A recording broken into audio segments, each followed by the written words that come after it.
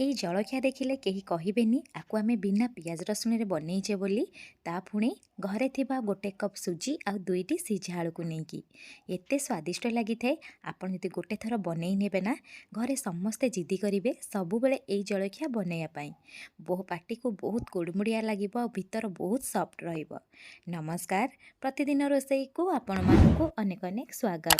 ଆପଣମାନଙ୍କୁ ଅନୁରୋଧ ରହିଲା, ଯଦି ଚ୍ୟାନେଲରେ ନୂଆ ଅଛନ୍ତି ପ୍ଲିଜ୍ ଚ୍ୟାନେଲକୁ ସବସ୍କ୍ରାଇବ୍ କରିନେବେ। ଚାଲନ୍ତୁ ବନେଇବା ଷ୍ଟାର୍ଟ କରିବା। ପ୍ରଥମେ ମୁଁ ଏଠି ଗୋଟେ କଡ଼େଇ ବସେଇଛି। କଡ଼େଇରେ ଗୋଟେ ଚାମଚ ରିଫାଇନ୍ ତେଲ ଦେଇଛି। ତେଲ ଯେତେବେଳେ ଗରମ ହେଇଯିବ ଅଧା ଚାମଚ ଜିରା ଆଉ ଗୋଟେ ଚାମଚ ଧଳା ରାଶି ଦେବା। ଜିରା ଧଳା ରାଶି ଦେଲାବେଳେ ମୋ କ୍ୟାମେରା ଅଫ୍ ହେଇଯାଇଥିଲା। ଏବେ କ'ଣ କରିବା ନା, କାଟିକିରି ଦେଇଦେବା ଏଠି ଭୂଷଙ୍ଗ ପତ୍ର, ତା ସହିତ କାଟିକିରି କିଛି କଞ୍ଚା ଲଙ୍କାକୁ ଏଠି ୟୁଜ୍ କରିବା। ଛୋଟ ପିଲାଙ୍କ ପାଇଁ ବନାଉଥିଲେ କଞ୍ଚା ଲଙ୍କା ସ୍କିପ୍ କରିପାରିବେ।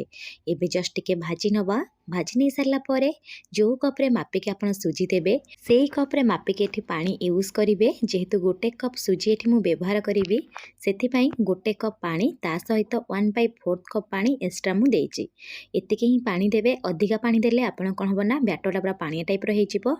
2 ମିନିଟ୍ ଫୁଟିବା ପାଇଁ ଛାଡ଼ିଦେବେ। ପାଣିରେ ଯେତେବେଳେ ଏମିତି ଗୋଟେ ଫୁଟା ଆସିବ ନା, ଆପଣ ଟିକେ ମିଶାଇ ନେବେ। ମିଶାଇ ସାରିଲା ପରେ ସ୍ୱାଦ ହିସାବରେ ଲୁଣ ଦେବେ। ମୁଁ ଏଠି ଅଧା ଚାମଚ ଲୁଣ ଦେଇ ଦେଉଛି। ଲୁଣ ଦେଇ ସାରିଲା ପରେ ଆକୁ ଆମେ ଏଠି କ'ଣ କରିବା ନା, ଭଲସେ ଟିକେ ମିଶାଇ ନେବା। ମିଶାଇ ସାରିଲା ପରେ ଏଠି ଆପଣ ଫ୍ଲେମ୍କୁ ଲୋ ରଖିବେ। ଲୋ ଫ୍ଲେମ୍ରେ ଗୋଟେ ହାତରେ ଏମିତି ସୁଜିକୁ ଦେବେ, ଆଉ ଗୋଟେ ହାତରେ ଭଲସେ ଟିକେ ମିଶାଇ ନେବେ। କଣ୍ଟିନ୍ୟୁଅସଲି ମିଶାଇବେ, ଯେହେତୁ ସୁଜି ନହେଲେ ଗେଟା ହେଇଯିବ। ଏଠି ମୁଁ କ'ଣ କରୁଛି ନା, ଫ୍ଲେମ୍କୁ ଲୋ ରଖିକି ପାଖାପାଖି 5ରୁ 6 ମିନିଟ୍ ଆପଣ କ'ଣ କରିବେ ନା, କଣ୍ଟିନ୍ୟୁଅସଲି ଏଠି ମିଶାଇ ନେବେ। ମିଶାଇ ସାରିଲା ପରେ ଆପଣ ଏଠି ଦେଖିବେ ପୁରା ସୁଜି ପୁରା ଭଲସେ ଫୁଲିଯିବ, ତା ସହିତ ପାଣିକୁ ପୁରା ଆବଜର୍ବ କରି ନେବ। ଦେଖିପାରୁଥିବେ କଡ଼େଇରୁ ଛାଡ଼ିବା ଷ୍ଟାର୍ଟ ହେଇଗଲାଣି। 1ରୁ 2 ମିନିଟ୍ ଏହିପରି ଛାଡ଼ିଦେବେ। 2 ମିନିଟ୍ ପରେ ଆପଣ ଏଠି କ'ଣ କରିବେ ନା, ଭଲସେ ଟିକେ ମିଶାଇ ନେବେ। ଦେଖିପାରୁଥିବେ ସୁଜିର ଯନ୍ତଣୀ ପୁରାପୁରି ବନିକି ରେଡ଼ି ସରିଲାଣି। ଏବେ ଆମେ କ'ଣ କରିବା ନା, ଫ୍ଲେମ୍କୁ ଅଫ୍ କରି ନେବା। ଆକୁ ଗୋଟେ ପ୍ଲେଟ୍କୁ କାଢ଼ି ନେବା। ଆପଣମାନେ ଦେଖିପାରୁଥିବେ ଏଠି ମୁଁ 2ଟି ସିଝା ଆଳୁ ନେଇଛି। ସିଝା ଆଳୁକୁ ଆପଣ ଚାହିଁଲେ ହାତରେ ପୁରା ଚକଟିକି ଦେଇପାରିବେ, ନହେଲେ ଏମିତି ପୁରା ଗେଟା ରହିଯାଇଥାଏ। ସେଥିପାଇଁ କ'ଣ କରିବେ ନା, ଗୋଟେ ଗ୍ରେଟର ସାହାଯ୍ୟରେ ଭଲସେ ଗ୍ରେଟ୍ କରିନେବେ। ସିଝା ଆଳୁ ହିଁ ୟୁଜ୍ କରିବେ। ତା ସହିତ ବହୁତ ସାରା ଧନିଆ ପତ୍ରକୁ ଏଠି କାଟିକିରି ଦେଇଦେବା। ଟେଷ୍ଟ ବହୁତ ଭଲ ଆସିବ। ଏବେ ହାତରେ ଟିକେ ତେଲ ଲଗାଇଦେବେ। ତେଲ ଲଗାଇ ସାରିଲା ପରେ ନଖ ଉଷୁମ ଯେତେବେଳେ ସୁଜିର ଯେଉଁ ଯନ୍ତଣୀ ଥିବ ନା, ସେତେବେଳେ କ'ଣ କରିବେ ନା, ଚକଟି ନେବେ, ଯେମିତି ଆପଣଙ୍କ ହାତ ବି ଟିକେ ସହୁଥିବ। ଥଣ୍ଡା ହେଇଗଲେ କ'ଣ ହେବ ନା, ପୁରା ଟାଣ ହେଇଯିବ। ଚକଡ଼ିବା ପାଇଁ ଟିକେ କଷ୍ଟ ହେବ, ଫାଟିଲା ଟାଇପ୍ର ହେବ। ଦେଖିପାରୁଥିବେ ପୁରା ଭଲସେ ପୁରା ଚକଟି ହେଇଗଲାଣି। ଏବେ ମୁଁ କ'ଣ କରିବି ନା, ଆକୁ ବେଶୀ ଚକଟିବିନି। ଅଳ୍ପ ଟିକେ ଏଠି କାଶ୍ମୀରୀ ଚିଲି ପାଉଡ଼ର ୟୁଜ୍ କରୁଛି, କଲର୍ ଭଲ ଆସିବ। ଆପଣ ଯଦି ଚାହିଁବେ ଏ କାଶ୍ମୀରୀ ଚିଲି ପାଉଡ଼ରକୁ ସ୍କିପ୍ ମଧ୍ୟ କରିପାରିବେ। କାଶ୍ମୀରୀ ଚିଲି ପାଉଡ଼ର ଦେଇସାରିଲା ପରେ ପାଖାପାଖି 2ରୁ 3 ମିନିଟ୍ ମୁଁ ଏଠି ଭଲସେ ମିଶାଇକି ଚକଟି ନେବି। ଦେଖିପାରୁଥିବେ କେତେ ସୁନ୍ଦର ଗୋଟେ ଡୋ ତିଆରି ହେଇଗଲାଣି। ଏଠି ଆମେ ଆଉ ବେଶୀ ଚକଟିବାନି। ଏବେ କ'ଣ କରିବା ନା, ହାତକୁ ପରିଷ୍କାର କରି ଧୋଇ ନେବା।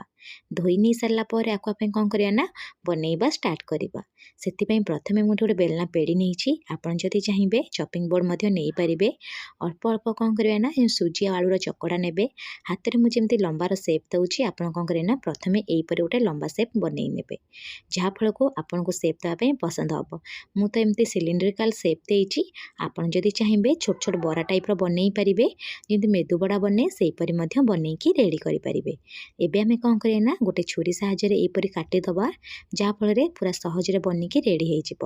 ଦେଖିପାରୁଥିବେ ମୁଁ ଯେଉଁ ସେପ୍ରେ କାଟୁଛି, ଏଇ ସେପ୍ରେ ବନେଇବେ, କୁଡ଼ୁମୁଡ଼ିଆ ତ ଟେଷ୍ଟ ଆସିଥାଏ। କମ୍ ସମୟରେ ବହୁତ ସାରା ବନିକି ରେଡ଼ି ହେଇଯାଇଥାଏ।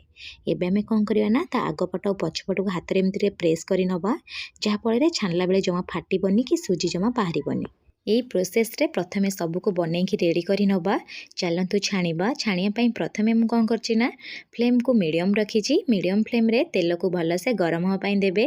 ତେଲ ଯେତେବେଳେ ଗରମ ହେଇଯିବ, କଡ଼େଇରେ ଯେତିକି ଜାଗା ହେବ ପ୍ରଥମେ ସେତିକି ଦେବେ, ଆଉ ମୂଳରୁ ଲାଷ୍ଟ ଯାଏ ଫ୍ଲେମ୍କୁ ମିଡ଼ିୟମ୍ ରଖିକି ହିଁ ଛାଣିବେ, ଯାହାଫଳରେ ବହୁତ କୁଡ଼ୁମୁଡ଼ିଆ ବନିକି ରେଡ଼ି ହେବ।